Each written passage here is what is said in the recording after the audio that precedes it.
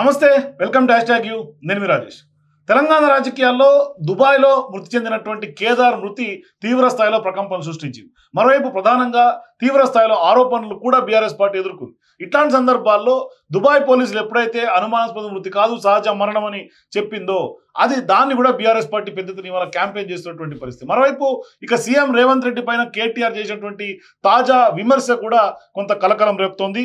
అప్పు చేసి పప్పుకూడు ఆనాటి సామెత, అప్పు చేసి చిప్పకూడు నేటి కాంగ్రెస్ పరిపాలన ఏడాది ఘనత అంటూ కూడా ఆయన చేసినటువంటి వ్యాఖ్యలు. మరోవైపు అప్పులు తప్పని రాద్ధాంతం చేశారంటూ కూడా గతంలో చేసినటువంటి అప్పులను కూడా ఆయన ఇవాళ గతంలో కేసీఆర్ ఏం చేశాడు, బీఆర్ఎస్ ఏం చేసిందని చెప్పుకుంటా డ్రైవ్ చేసుకుంటూనే ఇక కాంగ్రెస్ పార్టీ ఈ 15 నెలల పాలనలో ఎంత అప్పులు అంటే 1.65 లక్షల కోట్లు అప్పు చేసి రుణమాఫీ ఎగ్గొట్టి రైతు బంధు ఎగ్గొట్టి ఇట్లా కాంగ్రెస్ పార్టీ చేస్తున్నటువంటి అంశాలన్నింటినీ కూడా తెర మీద తీసుకొస్తూనే నాడు అప్పులు తప్పని అడ్డగోలు అభాండాలు మోపారు పార్టీ పైన. మరోవైపు ఇక్కడ తాజాగా ఆయన చేస్తున్నటువంటి మరో ప్రధాన అంశం ఏంటంటే గల్లీలో గాలి మాటలు, ఢిల్లీకి ధనం మూటలు మోసుడు తప్ప అంటూ కూడా రేవంత్ రెడ్డి ప్రభుత్వం మీద 15 నెలల పాలనలో కాంగ్రెస్ ప్రభుత్వం ఏం చేసింది అంటూ కూడా ఇవాళ నిలదీస్తున్నటువంటి పరిస్థితి కనిపిస్తుంది ప్రతిపక్షంగా.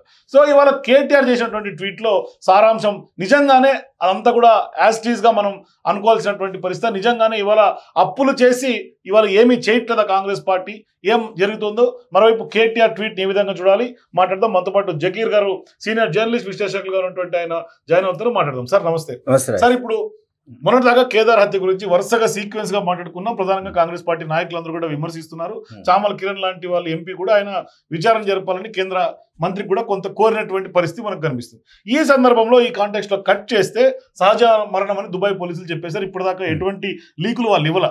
ఇక ఇంకో సీన్ కట్ చేస్తే కేటీఆర్ తాజా ట్వీట్స్ ఎట్లా చూడాలి మొత్తం? ఇప్పుడు కేటీఆర్ చేసిన ట్వీట్లో మిగతా అంశాలు పక్కన పెడితే, అంటే అప్పులు, తర్వాత పప్పుకూడు చిప్పకూడు ఇది పక్కన పెడితే, సరే అప్పులు చేయాల్సిన పరిస్థితి కాంగ్రెస్ ప్రభుత్వానికి ఎందుకు వచ్చింది? అంతకుముందేమో వీళ్ళు అప్పు చేసి పప్పు పెట్టారు, మేము పెట్టాము పప్పు తినిపించాము, ఇప్పుడేమో చిప్పకూడు పెడుతున్నారు అనేది సారాంశం. రెండో ఆరోపణ ఏమిటి? వీళ్ళు గల్లీలో గాలి మాటలు మాట్లాడుతుంటాడు, ఒకవైపు ఏమో ఢిల్లీకి మూటలు మోస్తుంటాడు అనేది ఒక ఆరోపణ, తీవ్రమైన ఆరోపణ. ఈ తీవ్రమైన ఆరోపణే. ఇక ఎంత తీవ్రము అది ఏంటి, రిక్టర్ స్కేల్ మీద ఎంత ఉంది పక్కన పెడతాం.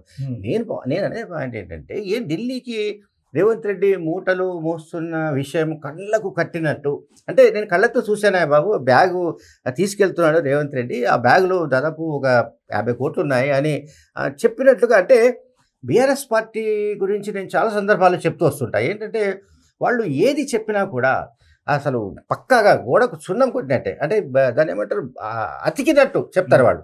గోడకు మనం సిమెంట్ ఎట్లా కొడతాము, సున్నం ఎట్లా కొడతాము, అట్లా వాళ్ళు పక్కాగా చెప్తారు వాళ్ళు. అంటే అది కాన్ఫిడెన్స్, అంటే దాంట్లో కాన్ఫిడెన్స్ లెవెల్స్ చాలా ఎక్కువ ఉంటాయి బీఆర్ఎస్ వాళ్ళకి. వాళ్ళు అధికారంలో ఉన్న అదే, లేకపోయినా కూడా అదే కనిపిస్తుంది మనకు. చూడండి, ఇప్పుడు ఆ ట్వీట్లో దాంట్లో ఏమిటి, రైట్ అప్పు చేశారు, అప్పు చేయవలసిన పరిస్థితి ఎందుకు వచ్చింది నేను ఫస్ట్ చెప్పాను. ఇప్పుడు వీళ్ళు అంటే తెలంగాణ డివైడ్ కాకముందు 1,12,000 కోట్లు ఏదో మిగులు రాష్ట్రంగా ఉండిందని గతంలో నాకు తెలిసి డాక్టర్ జయప్రకాష్ నారాయణ చెప్పాడు, మరి కొంతమంది కూడా చెప్పారు. బట్ తెలంగాణ రాష్ట్రం ఏర్పడిన తర్వాత ఆ 9.5 ఏళ్ల స్పాన్లో ఆల్మోస్ట్ 6.5 లక్షల కోట్లు 7 లక్షల కోట్ల అప్పులు తెచ్చారు అని భట్టి విక్రమార్క వీళ్ళు అసెంబ్లీలో చెప్పారు. కాదు అంత చేయలేదు, 4.5 లక్షల కోట్ల అప్పు అయింది అని చెప్పారు. ఇప్పుడు వాళ్ళు కేటీఆర్ ట్వీట్లో ఏం చెప్తున్నాడు, వీళ్ళు 1,60,000 కోట్ల అప్పు చేశారని చెప్తున్నారు. 1,60,000 కోట్లు కావచ్చు, 5,65,000 కోట్లు కావచ్చు. నేను అనే పాయింట్ ఏంటంటే, ఇక్కడ మీరు వెళుతూ మొత్తం గల్లాపెట్ట ఖాళీ చేసి పారేసి, ఆ గల్లాపెట్టలో ఉన్న డబ్బంతా ఊడ్చి పారేసి, చీపురుతో ఊడ్చి పారేసి, రూపాయి కూడా లేకుండా చేసి వెళ్ళిపోయి అప్పులు చేసి వెళ్ళిపోతే అసలు వచ్చిన గవర్నమెంట్ అంటే కాంగ్రెస్ గవర్నమెంట్ దాన్ని ఎట్లా నడపాలి? చాలా సందర్భాలు ముఖ్యమంత్రి రేవంత్ రెడ్డి, ఉప ముఖ్యమంత్రి భట్టి విక్రమార్క చెప్పిన లెక్కలు ఏమిటి? ప్రతి నెల తెలంగాణ రాష్ట్ర ప్రభుత్వం నడపడానికి కనీసం 22,000 కోట్లు కావాలి. అందులో కేసీఆర్ చేసిన అప్పుల పైన వడ్డీకే మేము 6,500 కోట్లు లేదా దాదాపు 6,750 కోట్ల దాకా అప్పులకు పోతున్నాయి. రిమైనింగ్ పార్ట్ అంతా కూడా ఎంప్లాయీస్ సంబంధించిన salaries and day to day maintenance, pensions, ఇతర ఏవైతే ఎక్స్‌చెక్కర్ ఉంటుందో దానికి, అంటే వస్తున్న ఆదాయానికి అండ్ ఖర్చుకు మధ్య ఆల్మోస్ట్ 4,000 కోట్ల గ్యాప్ ఉంది ఇప్పటికి స్టిల్. సో ఈ గ్యాప్ని ఎట్లా పూడ్చుకోవాలనే దాంట్లో పాపం సతమతం అయిపోతుంది రాష్ట్ర ప్రభుత్వం. నిజంగా కాంగ్రెస్ రావడం వల్ల కేసీఆర్ ప్రభుత్వం బతికిపోయిందేమో నాకు అనిపిస్తోంది. కేసీఆర్ ప్రభుత్వం కనుక వచ్చి ఉంటే ఈ రుణమాఫీ జరగకపోయేది, లేదా ఆర్టీసీ బస్సులో మహిళల ప్రయాణం ఉండేది కాదు, అండ్ రైతు బంధు కూడా ఇచ్చేవాళ్ళు కాదు. నాకు తెలిసి ఏ బంధు ఇచ్చేవాళ్ళు కాదు, 100% చెప్తున్నాను నేను. ఎందుకంటే వాళ్ళు ఏం చెప్పేవాళ్ళంటే, మేము ప్రజలకు చాలా చేశాము, ఇంకా మేము చేయగలిగింది ఏం లేదు. సో మేము చేయడం వల్ల అంటే రైతులంతా కోటీశ్వరులు అయిపోయారు, రైతులంతా సంపన్నులు అయిపోయారు, కాబట్టి ఇంకెందుకు రైతు బంధు అవసరం లేదని కూడా చెప్పేవాళ్ళు. వాళ్ళు చెప్పేవాళ్ళు, అట్లనే చెప్పేవాళ్ళు, అట్లాగే సమర్థించుకునేవాళ్ళు కూడా. సో అప్పుడు తెలిసేది నిజానికి కాంగ్రెస్ కాకుండా ఉంటే. ఇప్పుడు కాంగ్రెస్ ప్రభుత్వం వచ్చిందండి, అప్పులు చేశారని చెప్తున్నారు, రైట్, ఓకే. ఇప్పుడు ఢిల్లీకి మూటలు మోయడం అనే పాయింట్ ఏదైతే ఉందో అది మనం చర్చించాలనుకుంటే, అసలు దుబాయ్కి మూటలు మోసిన వాళ్ళు ఎవరు?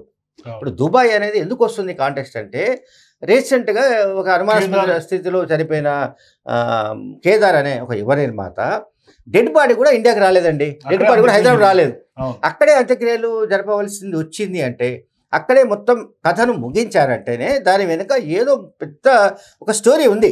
ఆ స్టోరీ ఏంటి? ఒక క్రైమ్ థ్రిల్లర్ స్టోరీ లాగా ఏదో ఉంది. అది బయటకు రావడానికి కొంత సమయం పట్టవచ్చు. ఏది కూడా దాగే అవకాశం అయితే లేదు. దుబాయ్ పోలీసులు కూడా సహజ మరణం అని చెప్పిన తర్వాత రైట్, సహజ మరణం అన్నారు. సహజ మరణం అని గతంలో ఆమె పేరేంటంటే హీరోయిన్ శ్రీదేవి మృతి విషయంలో కూడా దుబాయ్ పోలీసులు సహజ మరణం అని చెప్పారు.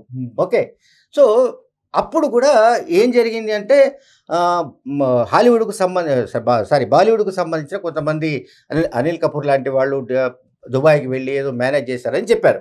సో దుబాయ్ పోలీసులైనా, చైనా పోలీసులైనా, ఇంకో పోలీసులైనా ఇవాళ రేపు డబ్బుతో ఇంకొక రకంగా ఇంకేదైనా అధికార బలంతో మేనేజ్ చేయలేని వ్యవస్థ అంటూ ఏది లేదు, ఎక్కడ లేదు ఈ ప్రపంచంలో. సో అట్లా దుబాయ్ పోలీసులు మేనేజ్ చేశారా లేదా అనే విషయంలో నేను కంక్లూజన్ రాదలుచుకోలేదు. కానీ సహజ మరణం అని దుబాయ్ పోలీసులు చెప్పగానే దాన్ని చిలువలు పొలవలు చేసి వాళ్ళు మీడియాలో ఎందుకు పంపింగ్ చేస్తున్నారు?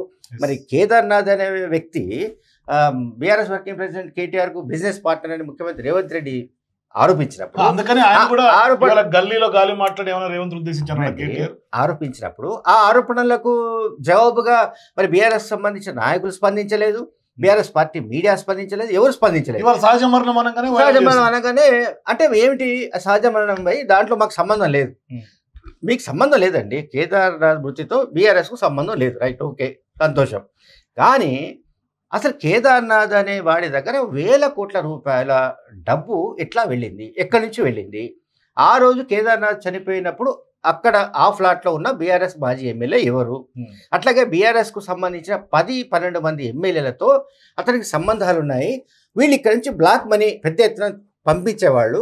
అతను దాన్ని వైట్ చేసి అక్కడ రియల్ ఎస్టేట్, కన్స్ట్రక్షన్స్, ఇతరత్ర వాటిలో పెట్టుబడులు పెట్టేవాడని కూడా కథనాలు వచ్చాయి.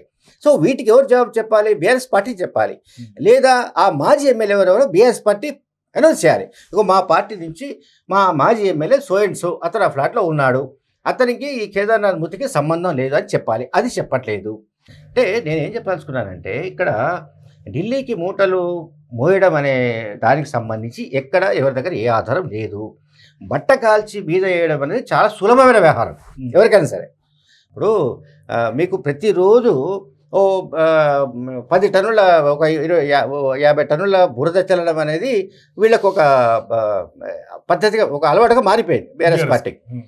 కానీ నిజాలు ఏంటనేది ప్రజలు కూడా గమనిస్తున్నారు. ప్రజలు కూడా కేదార్నాథ్ మరణం తర్వాత ఎవరెవరు దుబాయ్కి వెళ్ళారు, లేకుంటే అంతకుముందే ఆ ఫ్లాట్లో ఉన్న వ్యక్తి ఎవరు, బీఆర్ఎస్ పార్టీకి అతనికి ఉన్న సంబంధాలు ఏంటనే దానిపైన కూడా ఈ 1,000 కోట్లు, లక్షల కోట్లు ఏమిటి ఈ డబ్బంతా అనే దానిపైన కూడా ఇప్పుడు చర్చలు జరుగుతున్నాయి.